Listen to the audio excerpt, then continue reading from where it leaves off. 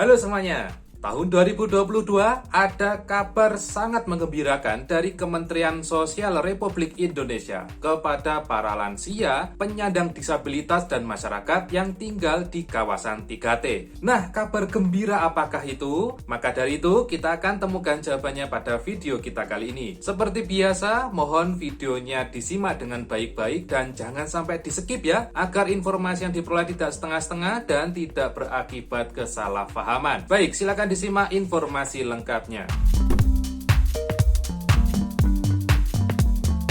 Assalamualaikum warahmatullahi wabarakatuh. Salam sejahtera bagi kita semuanya. Senang sekali saya Haris bisa berjumpa lagi dengan Anda semua masih di channel YouTube Hariska Vlog Playlist Info Bansos. Pada kesempatan kali ini senang sekali ya saya bisa berjumpa lagi dengan Anda dan semoga Anda yang selalu senantiasa menyimak informasi di channel saya kali ini semoga tetap diberi kesehatan, dilancarkan rezekinya, dipermudah segala urusannya dan pastinya semoga semakin sukses. Dan bagi Anda yang mungkin saja baru bergabung di channel saya, mari turut mendukung channel ini untuk terus berkembang dengan diklik subscribe bagi yang belum dan juga silakan untuk dibantu di-share video ini di media sosial Anda semua. Baik, tanpa panjang lebar, saatnya kita akan masuk ke dalam topik pembahasan kita kali ini. Baik sobat netizen semuanya dimanapun Anda berada, di sini saya sudah memperoleh kabar terupdate ya dari Kementerian Sosial Republik Indonesia melalui website resminya yakni kemensos.go.id. Berita ini diunggah pada tanggal 18 Januari tahun 2022 yang artinya informasinya masih sangat hangat ya. Jadi di sini saya akan mencoba menyampaikan kembali informasinya. Tahun 2022 jutaan kelompok rentan terima bansos. Mensos pastikan optimalisasi peran pendamping sosial.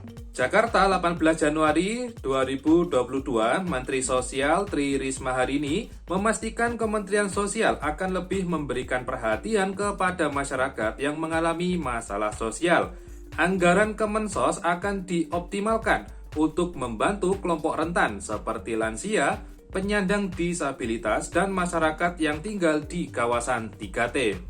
Kemensos telah melakukan restrukturisasi organisasi dengan meniadakan beberapa jabatan setingkat eselon 1 dan 2. Dari kebijakan ini, maka anggaran yang semula untuk tunjangan dan fasilitas pejabat bisa dioptimalkan untuk masyarakat yang membutuhkan bantuan. Mensos juga mengidentifikasi permasalahan yang dihadapi kelompok rentan seperti lanjut usia dan penyandang disabilitas. Ada jutaan lansia dan penyandang disabilitas yang hidup dengan dan atau tanpa keluarga. Mereka mengalami berbagai masalah dan untuk itu membutuhkan penanganan lebih intensif, katanya. Dalam beberapa kasus dijumpai kondisi lansia yang berada dalam keadaan memprihatinkan. Misalnya ada lansia yang jangankan berdiri, duduk pun nggak bisa. Kemudian juga ada ibu-ibu lansia yang merawat dua anaknya yang menderita ODGJ atau orang dengan gangguan jiwa dan satu cucu yang juga ODGJ. Sudah begitu rumahnya juga sangat sederhana, kata Mensos. Untuk membantu para penerima manfaat atau PM yang menghadapi permasalahan seperti di atas, Mensos menyatakan jajaran Kemensos akan lebih banyak turun ke lapangan. Jadi ke depan, Kemensos dan jajaran akan lebih banyak turun mengatasi permasalahan di lapangan, termasuk pendamping. Jadi pendamping ini akan banyak tugasnya, kata Mensos. Ada juga kasus di mana seorang anak yatim yang harus menyiapkan makanan ibunya yang sakit. Nah, ini pendamping punya peran untuk membantu penerima manfaat. Misalnya pendamping bisa membantu memasak makanan untuk keluarga tersebut, kata Mensos. Dengan tuntutan tugas yang semakin kompleks, Mensos memastikan akan mengoptimalkan peran pendamping khususnya untuk mengatasi masalah aksesibilitas seperti permasalahan yang dihadapi kelompok rentan. Sepanjang tahun 2021, Kemensos telah membantu kelompok rentan tersebut, baik lansia maupun penyandang disabilitas mendapatkan bantuan melalui program Keluarga Harapan PKH, bantuan pangan non-tunai BPNT atau kartu sembako, dan BPNT PPKM. Data Kemensos menunjukkan untuk lansia dan penyandang disabilitas yang hidup tanpa keluarga penerima PKH dan BPNT atau kartu sembako sebanyak 1.477.527 orang. lansia dan penyandang disabilitas yang hidup tanpa keluarga penerima BPNT Sembako PPKM sebanyak 6.250.462 orang. Kemudian, untuk lansia dan penyandang disabilitas yang hidup dengan keluarga penerima PKH dan BPNT Kartu Sembako sebanyak 7.251.836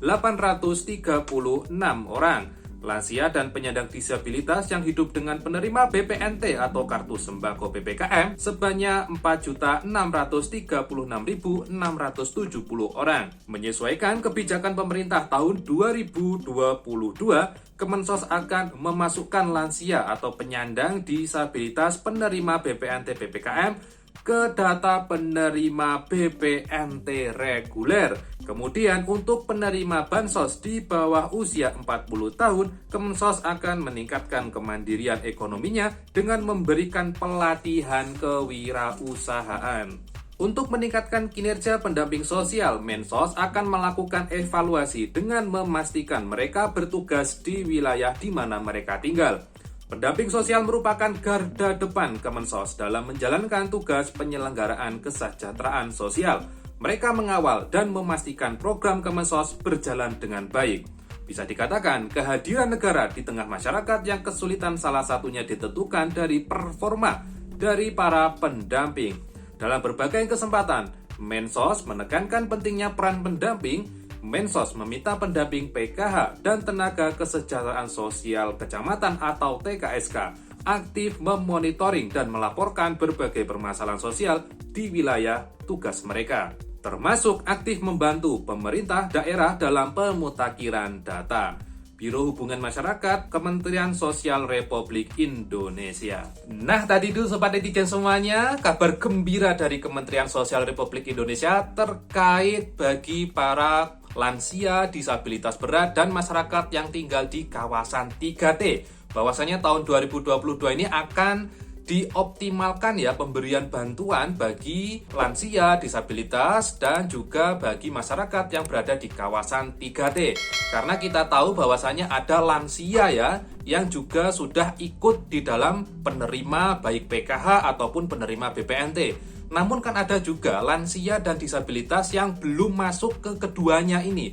Jadi belum masuk pada penerima PKH, juga ada yang belum masuk di penerima BPNT. Sehingga pada tahun 2022 ini Mensos meminta kepada jajarannya ya, baik kepada pendamping untuk juga aktif pemutakhiran data, juga aktif dalam pengusulan dan lain sebagainya terhadap para lansia, disabilitas, dan juga masyarakat yang berada di kawasan 3T.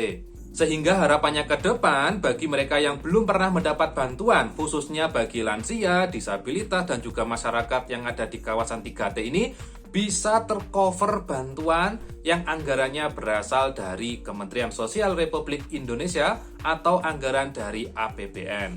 Selanjutnya seperti apa nanti programnya ya, kita nantikan saja ke depannya, kebijakan terbarunya seperti apa, sistemnya nanti seperti apa. Kita sebagai masyarakat, kita sama-sama mendoakan ya, mendoakan kepada pemerintah khususnya bagi Kementerian Sosial Republik Indonesia agar nanti program-program yang sudah direncanakan ya bisa berjalan dengan baik dan nanti bisa lebih tepat sasaran sehingga dampaknya bisa memberikan manfaat yang lebih luas lagi di masyarakat. Baik, mungkin itu dulu informasi yang bisa saya sampaikan ya dari website Kementerian Sosial Republik Indonesia. Anda juga bisa membaca beritanya sendiri dengan mengunjungi website kemensos.go.id. Mungkin itu dulu dari saya, mohon maaf kalau ada kesalahan kata dan ucap. Ketemu lagi dengan saya Haris di video saya selanjutnya. Wassalamualaikum warahmatullahi wabarakatuh.